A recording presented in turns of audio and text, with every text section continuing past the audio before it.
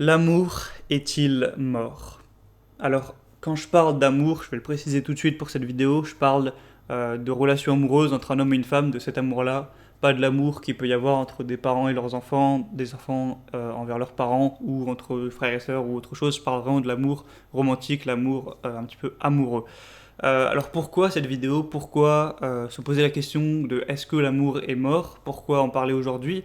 Ben, il suffit de voir certains chiffres, il suffit de voir l'augmentation du taux de divorce, la diminution du taux de mariage, du taux de relations longues, pour se poser des questions sur l'avenir et de se dire, puisque depuis les années 1930, on voit qu'il y a de moins en moins de gens qui se marient et qu'il y a de plus en plus de mariages qui finissent en divorce, est-ce que ça va continuer dans cette voie-là? Et est-ce qu'au final, on va limite finir par aboutir sur un monde où presque plus personne ne se marie, où presque plus personne n'est en relation durable, où il n'y a presque plus aucun mariage qui aura duré jusqu'à la mort? Parce que là, faut se le rappeler, lors d'un mariage, il y a une phrase célèbre qui est dite, qui est jusqu'à ce que la mort nous sépare, alors qu'aujourd'hui, au final, pour la moitié du temps, ce sera pas jusqu'à ce que la mort nous sépare, ce sera jusqu'à ce que le divorce nous sépare. Parce que il faut savoir qu'en France, il y a presque 50% des mariages qui finissent en divorce.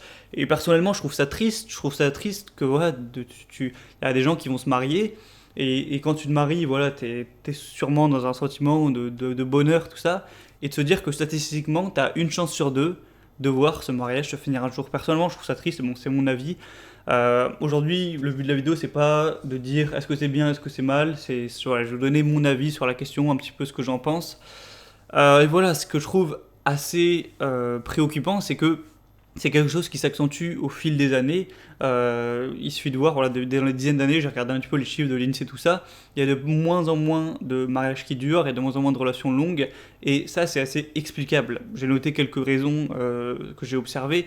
Bah, la première, je pense, c'est peut-être la principale, c'est un petit peu tout le changement d'état d'esprit sur certains points, donc notamment le féminisme, un petit peu de se dire que voilà, bah, la femme doit être libre et indépendante.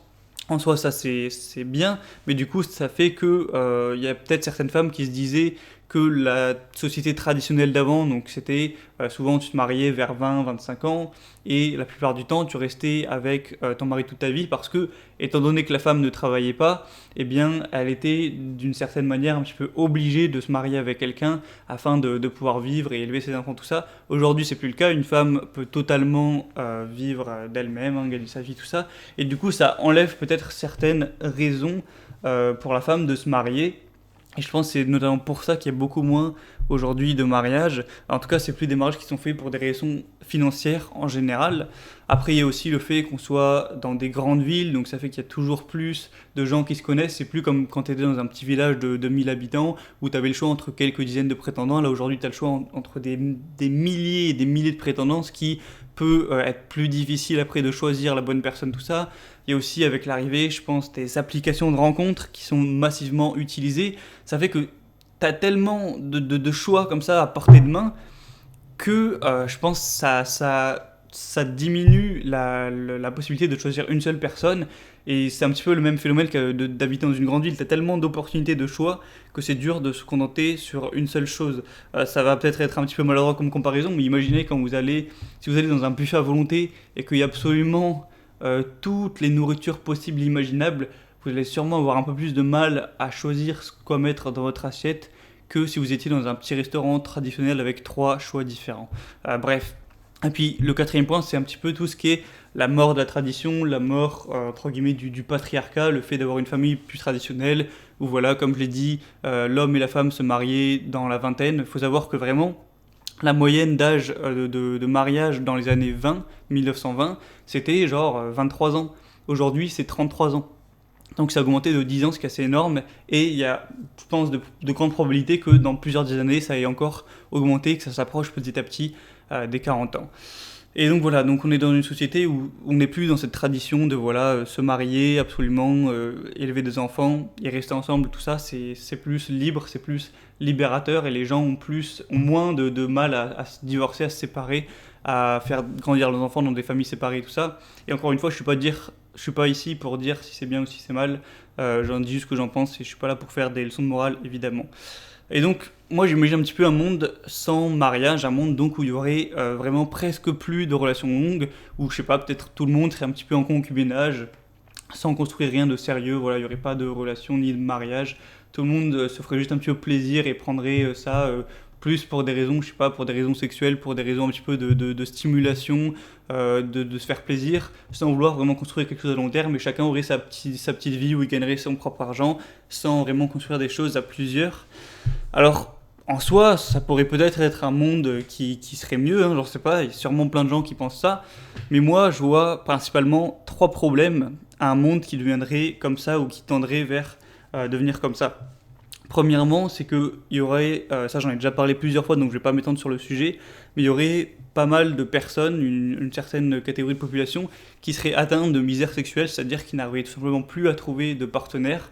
Et ça, on va dire que c'est un petit peu les hommes qui seront les moins attirants, ou aussi légèrement les femmes, mais ça touchera plus les hommes, il faut le savoir.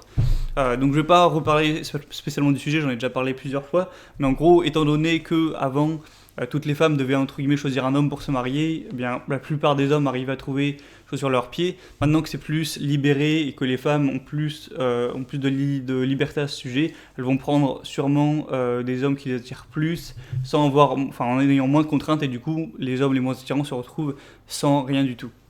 Le deuxième problème, ça va être la misère affective de femmes ou d'hommes qui, eux, aimeraient construire une relation peut-être à long terme, aimeraient bâtir quelque chose avec quelqu'un, mais du coup, étant donné que un petit peu l'élévation, enfin la modification des états d'esprit des gens font que de moins en moins de gens veulent se projeter à long terme, ils auront plus de mal de trouver des gens qui pensent comme eux et donc qui veulent construire quelque chose à long terme, et donc il y aura très probablement de plus en plus de gens qui n'arriveront pas à trouver quelqu'un, en tout cas pour le long terme.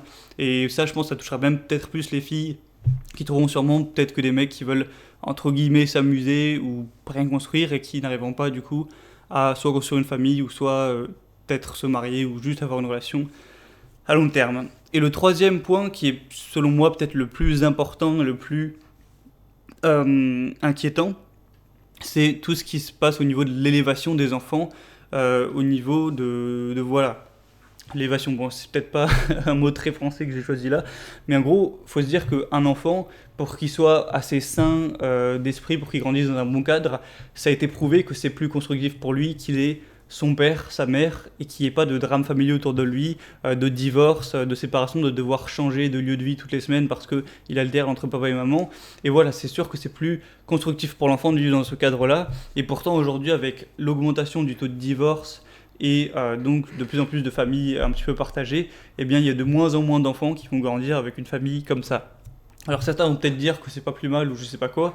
Moi je trouve qu'en tout cas pour l'éducation des enfants, voilà, c'est plutôt le mot que j'aurais dû choisir, eh bien c'est pas forcément très, très bon pour eux tout simplement. Et voilà, après c'est mon avis, vous en penserez ce que vous voulez. Je pense qu'un enfant, que ce soit une fille ou un petit garçon, a besoin de son père et sa mère, et a besoin des deux traits de personnalité, plus masculin et plus féminin, et pas plus un que l'autre, parce qu'en général, quand il y a un divorce, l'enfant est toujours un peu plus avec sa mère qu'avec son père, donc ça fausse un petit peu à ce niveau-là. Et la question qu'on pourrait se poser après ça, c'est qu'est-ce qu'on peut faire, qu'est-ce qu'on pourrait faire pour ceux qui voient ça comme quelque chose de négatif, pour un petit peu arrêter cet envouement vers un monde où il y aurait de moins en moins de relations longues et durables. Et la réponse à cette question, elle est assez simple, c'est que à échelle globale, à grande échelle, on peut rien faire. Hein. Voilà, on va pas pouvoir arrêter le monde. Faut accepter de vivre avec son temps. On va pas pouvoir changer les choses. Le mouvement, il est comme ça depuis des dizaines d'années. Ça s'accentue. C'est ni moi ni vous comme ça qui vont réussir à changer ça. Hein. C'est comme un tsunami. Tu vas pas pouvoir l'arrêter. Il arrive et voilà. Après, je pense qu'on peut quand même faire des choses individuellement.